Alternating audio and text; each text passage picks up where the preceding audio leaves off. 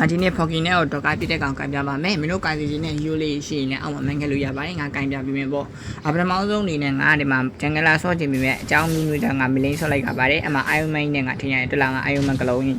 အားနဲ့သူတို့ကအပေါ်ပုတ်ထပ်ပဲရှိတယ်ကွာဗရက်နေစဆိုင်နေကြတယ်ငါ6ရက်ဖော်ကင်နဲ့ကိုဓာတ်ယူပြီး6ကောက်လိုက်တယ်အမှဒါတော့ဖလီကိုင်းနဲ့ဝင်ကောက်တဲ့အချိန်မှာဟိုမျိုးသမီးကငါရှင်ကနေကေးလူရပါတယ်လို့ဂျေစုအားနဲ့ဟိုမျိုးသမီးကငါစကေးတူးနဲ့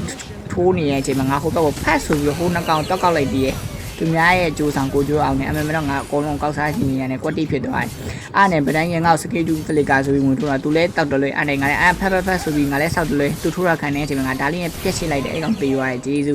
အဲ့နဲ့အပေါ်လေးမှာဆိုရာကိုကျုံးမယ်ဆိုပြီးဟိုကြည့်တီလုံးနေတဲ့အချိန်မှာ6ရင်းကနေဟိုဘက်ကိုဒီဘက်ကိုဖြတ်ကန်လိုက်တာနဲ့ငါအဲ့ကောင်အရင်လုံးကျုံးပြီးလဲအဲ့မှာစပင်ရှင်းတဲ့မျိုးသမီးတူဝါမှာနင်းခေါ်ပြီးဟိုဘက်ရဲ့လည်းတင်ပေးလိုက်နေတူကြီးပဲငါတို့ရှင်းနေကေးယူသွားငါတို့လည်းကေးတစ်ခုမှမရတော့အဲ့မျိုးသမီးကတော်တော်ဆူဆူပါလို့ကျေးဇူးပါလို့အဲ့နဲ့ငါလည်းဟိုဘက်တောင်းမလို့ဒီဘက်တောင်းမလို့နဲ့ဝင်လာတဲ့တိုင်တော်လေးကိုပဲကောက်စားဖို့ကြံနေတဲ့အချိန်မှာဟိုကောင်လေးရော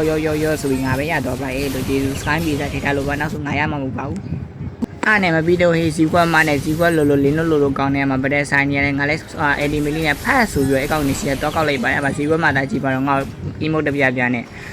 အားနဲ့မှာလောင်ချီရရောက်ရင်တွေးနေနေလေးနဲ့အိမ်မပြန်ပဲနဲ့ဒီလာနဲ့တော့ငါအိမ်ပြန်ရောက်အောင်အိမ်လေးကိုမှစကေးဝမ်းနေနဲ့ဓားလေးဆိုင်ပြီးတော့အိမ်ပြန်ပို့ပြလိုက်ပါတယ်လို့ကျေးဇူးတင်ပါတယ်လို့အားနဲ့မှာထိုင်တော့ဖွီးဆိုပြီးငါဝင်သွားပြန်မှအဒီမိတ်တွေရောဖလီကာတွေရောဘောင်းဆောင်နဲ့တူပါပေါ့ဆရာကြီးဆိုပြီးမှ record တောင်ထွက်လာပြီးငါဆရာကြီးပါပေါ့တူပါပေါ့